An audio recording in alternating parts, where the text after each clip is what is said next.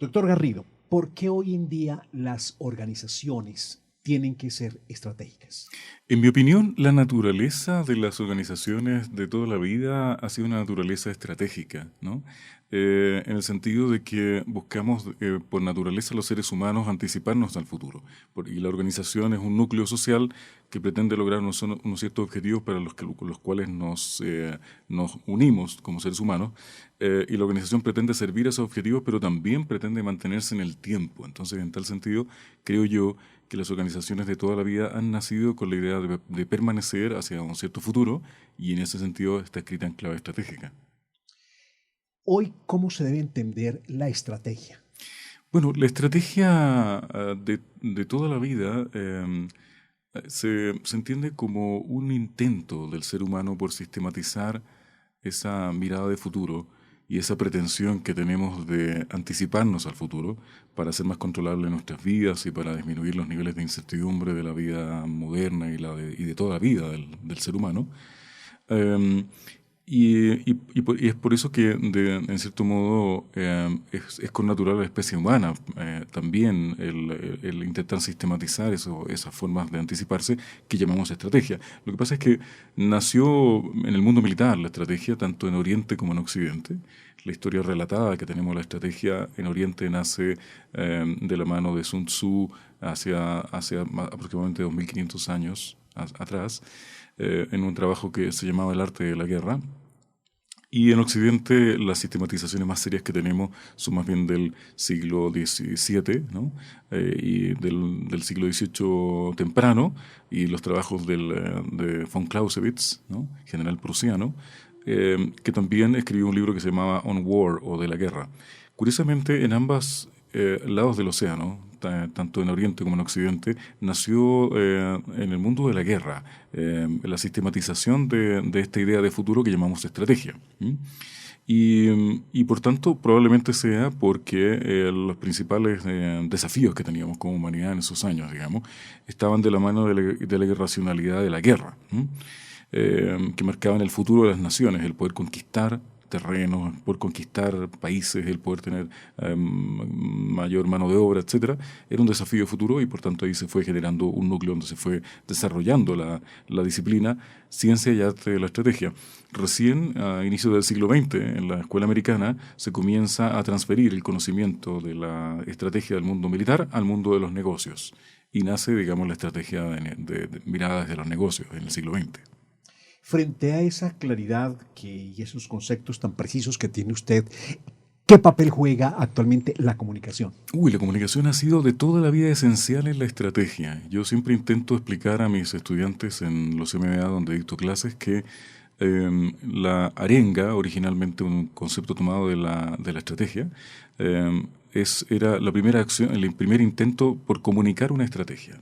Todos sabíamos que en el campo de batalla, si el general de ejército o estratega no arengaba a su equipo, era muy poco probable que lograra el triunfo en la batalla. A nadie se le ocurría entrar en batalla sin la arenga, porque la arenga era la comunicación de lo que vamos a hacer, ¿no? Y cómo nos vamos a organizar. Bueno, eso llevado hoy día al mundo moderno sigue siendo igualmente esencial. Tenemos que comunicar lo que vamos a hacer y lo que queremos lograr, y eso es la comunicación de la estrategia. Doctor Garrido, usted es latinoamericano, pero con un universo grande y claro en estas líderes. América Latina, las empresas, las organizaciones en América Latina y las empresas nuestras en Colombia, ¿cómo están frente a estas realidades? Yo siento que hay un bastante más despertar en América Latina respecto de estos temas y de la sistematización de estos temas que los que teníamos probablemente hace 2 décadas atrás, ¿no? Cuando comenzamos a estudiar los temas de la comunicación en las organizaciones. Por tanto, veo un estado de madurez que ha sido progresivo, probablemente más lento de lo que uno quisiera, ¿no? Esto nunca es una revolución, sino que es más bien una evolución y eso es más lento. En el sentido de que las academias hacen su parte, ¿no? Sistematizando el conocimiento, pero luego las empresas tienen que hacer su parte poniéndolo en práctica. Y ese mundo, ese puente entre estos dos mundos, academia y empresa, es a veces un poco más lento de lo que uno quisiera para poner en práctica estos conocimientos. Necesariamente creo que el estatus de la comunicación en la empresa y en las organizaciones está un poco más desarrollado tanto en Europa como en Estados Unidos, ¿no? Aunque yo he visto en China también desarrollos bastante potentes en estos temas, ni mejores ni peores, solo distintos, ¿no? Pero si contesto la pregunta, yo siento que estamos más avanzados que hace 2 décadas, claramente. Hay una madurez en América Latina. En esa realidad, nuestras organizaciones en Colombia, ¿cómo las observa usted? ¿Cómo las percibe?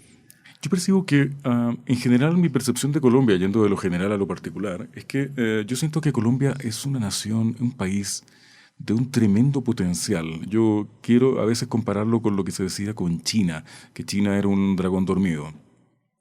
En muchas industrias yo siento que Colombia es un dragón dormido y principalmente lo noto en la industria agroalimentaria, donde producto de los problemas que ha arrastrado el país probablemente en temas de inseguridad, hubo un cambio de eje económico y la gente se fue desde los campos y abandonó mucho sus campos, ¿no? Pero si miramos a futuro, que es el tic nervioso que tenemos la gente que trabajamos en temas de estrategia, mirar en tiempo futuro, yo diría que yendo hacia un mundo que cada vez tiene mayores problemas de alimentación y de acuíferos, Colombia es un dragón dormido, que podría ser una potencia agroalimentaria mundial sin ningún problema. Pero eso mismo lo veo en otras dimensiones. Siento que a veces la identidad colombiana me da la impresión que es un poquito más dura con su realidad y con sus instituciones y con sus posibilidades de lo que uno ve cuando lo compara con otros países del mundo.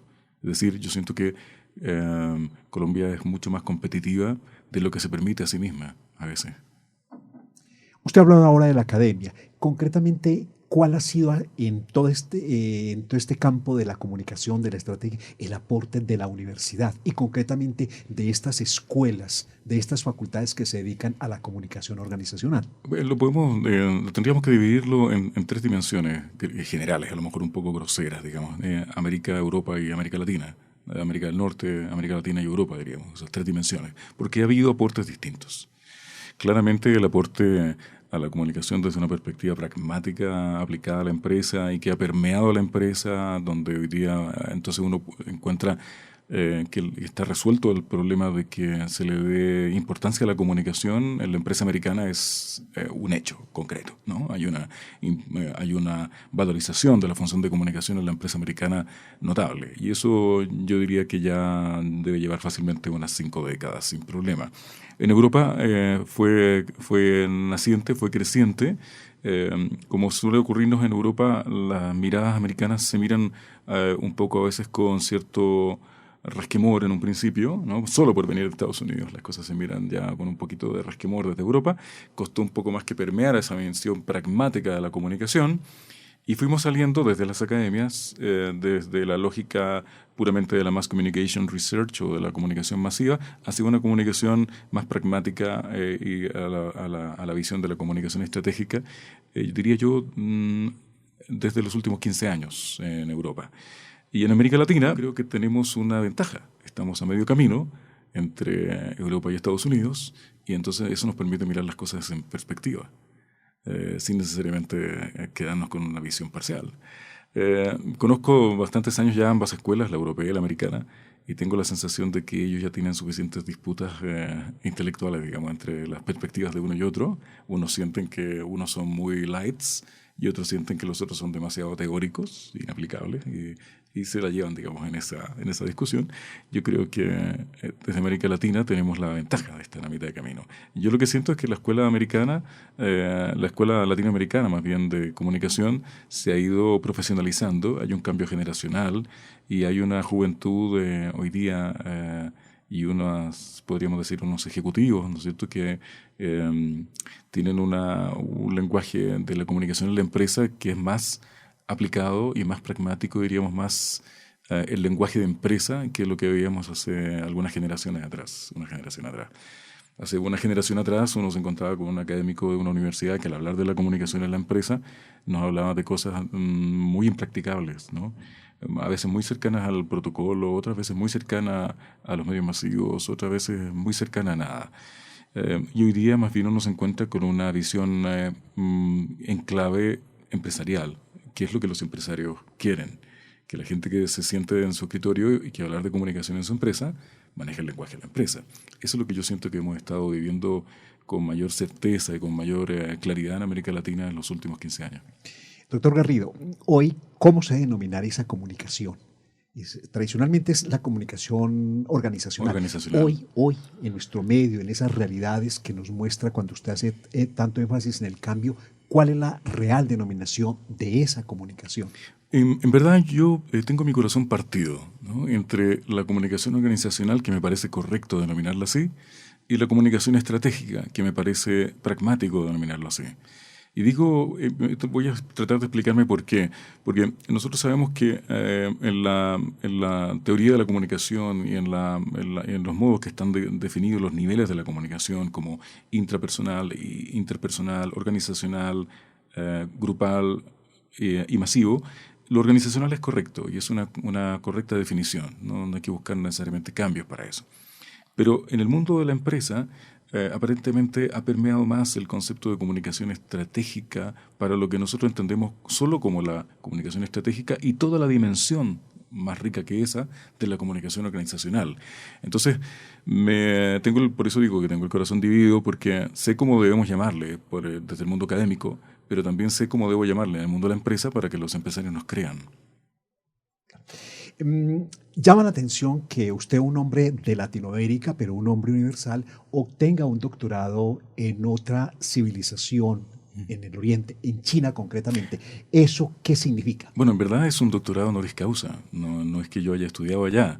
Ellos me hicieron el honor de valorar mis trabajos sobre qué hay entre la estrategia de Oriente y Occidente. Yo he escrito trabajo y vengo investigando respecto de cómo se combinan esas dos dimensiones, cómo ocurrió el desarrollo de la estrategia en Oriente, sobre todo porque creo que en Occidente hemos vivido muy de espaldas a lo que es la cultura oriental. Y creo que hay muchos elementos en que esas dos dimensiones se comunican y muy bien, y que enriquece el acervo cultural del conocimiento de la estrategia que luego intentamos nosotros aplicar a la empresa. Ellos valoraron el trabajo que yo había hecho y creyeron que era oportuno honrarme con un doctorado honoris causa en estrategia, lo que yo, por supuesto, les dije que para mí era un inmerecido honor. Terminemos este importante y significativo diálogo, doctor Garrido, preguntándole a usted algo en relación con la visita que nuevamente hace usted al país, preguntándole en qué anda ahora. ¿Ha venido a Colombia con qué nuevas propuestas, nuevos trabajos, nuevos libros? Bueno, en verdad me han invitado las últimas veces a Colombia particularmente a dar clases en unos programas de MBA de una escuela de negocios que dirijo, o a consultoría con algunas compañías como Grupo Bancolombia o Positiva, o una empresa de petróleos que ahora mismo no me acuerdo del nombre, con la que estuve el año pasado. Sobre todo ha sido eso, una visita a Colombia a lo menos una vez al año en la que intento combinar ambas dimensiones. En este caso, a este simposio, donde me pidieron que hablara de un tema que a mí me parece muy nutritivo, que es la relación entre la estrategia y la comunicación. Y que me parece que es un tema que los estudiantes, tanto de pregrado como de especializaciones o maestrías, hecho en falta que lo desarrollen más desde el punto de vista de aplicarlo hacia el mundo de los negocios, porque he visto y veo que las compañías, tanto aquí en Colombia como en otros países de la región, como en Europa, les hace mucha falta. Es algo que está en falta, algún profesional que les ayude a resolver el problema de comunicar sus estrategias. Finalmente, doctor, ¿cuál es el llamado? ¿Cuál es el mensaje que usted le deja a la academia en esta región? ¿Cuál es ese mensaje que usted puede dejarles a la academia, a la universidad, a las empresas, a los gerentes, a los responsables? En general, yo no tengo la pretensión de dejar un mensaje, digamos que abarque la totalidad de lo que usted me pide, pero sí yo recomendaría, conociendo lo que es Colombia, es trabajar desde la perspectiva de la estrategia, y en el caso de la comunicación de la estrategia también, rescatando aquellos elementos tan enriquecedores que yo he visto en este país y en esta región y en lugares de Colombia que conozco. Creo que eh, eh, así como alguna vez vi una campaña que decía que el único peligro que había en Colombia era que uno se quisiera quedar, ¿no? Una campaña que la considero muy bien lograda. Creo que el único peligro que enfrentamos para que Colombia no sea más competitiva de lo que es hoy, incluso sus empresas del eje cafetero o de la industria agroalimentaria, como decía antes, sería que nosotros no nos creamos a nosotros mismos las posibilidades que nosotros tenemos de ser competitivos, porque creo que la tarea de perfeccionarse, que es la base de la estrategia, creo que ya la han hecho muy bien. Ahora hay que buscar entonces esos elementos que ya existen para provocar una mayor competitividad. Doctor Garrido, ¿cuál es su última obra? Y usted va a entregar en el transcurso, en el desarrollo de este simposio, una obra. Refiérase a esos dos tópicos, Sí, doctor Garrido. muchas gracias. Es un libro que publiqué originalmente el año 2010 y que sacó una segunda edición en el año 2012, que se llama El alma del estratega. En ese libro, en El alma del estratega, lo que intentamos es explicar de dónde viene la estrategia, cuáles han sido las escuelas de pensamiento estratégico en el mundo oriental y occidental, cómo se enseñaba originalmente la estrategia y qué elementos y eslabones hemos perdido de la enseñanza actual, de esa enseñanza original. Y como decía Antoni Gaudí, que es un arquitecto catalán al que yo admiro mucho, lo original está en volver al origen. Entonces en este libro, por tanto, probablemente no vayamos a encontrar demasiada originalidad, pero sí retomar algunos caminos que habíamos perdido para enseñar mejor a nuestros estudiantes y a nuestros profesionales a ser mejores estrategas, porque la tesis del libro es que una buena estrategia depende de un buen estratega. Y la última inquietud de doctor Garrido es, ¿cómo percibe usted, qué concepto le merece hoy la responsabilidad social empresarial o la responsabilidad corporativa, como se ha anunciado en este simposio? Bueno, excelente pregunta me parece. Se la agradezco de hecho porque creo que es un tema de gran valor para las compañías y de gran futuro. Entre otras cosas, mi mujer, que también es académica, Francisca Schulze, ella es especialista en responsabilidad social y es otra de las cosas que ella tiene que me enamoran.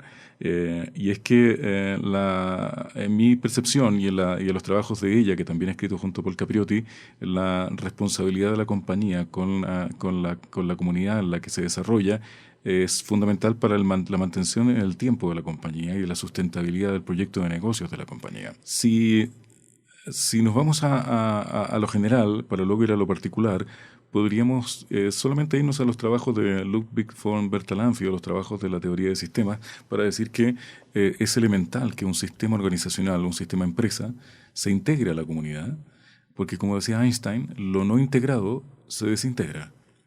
Y una metodología y una mirada fundamental para la integración social hoy día de las empresas con sus comunidades es la responsabilidad social, que nos parece, por supuesto, que mucho más sólida y bien fundada que la mirada muy elemental y básica de lo que le han venido a llamar el valor compartido, ha sido sistematizada por Naciones Unidas a través de un programa en el que le llaman el PRIME, o el Programa de Naciones Unidas para la Enseñanza del Management Responsable. En ese sentido, este programa de Naciones Unidas lo que ha hecho es que ha ido agrupando a las escuelas de negocio y a las universidades y a las escuelas también de comunicación que se interesan por enseñar management de manera responsable y que lo enseñan a través de cátedras concretas de responsabilidad social. Por tanto, se ha ido creando una comunidad académica en torno a este tema, que yo creo que es un tema de mucho valor y mucho futuro. A veces las compañías se quedan solamente con lo que ocurre en el día a día y se olvidan de la creación de valor. Por definición, el valor proviene de lo que no existe y la riqueza proviene de lo que existe. El valor lo creamos a partir de un futuro posible y la responsabilidad social entonces nos ayuda a construir ese futuro de valor. Doctor, de verdad, muchísimas gracias No, por gracias a usted. acompañarnos hoy en nuestro estudio y le deseamos muchos éxitos y la más grata estadía entre nosotros, especialmente en esta capital y en nuestra universidad y en nuestro programa de Muchas comunicación. gracias a ustedes por Muchísimas invitarme. gracias, muchos éxitos y hasta otro momento. Muchas gracias.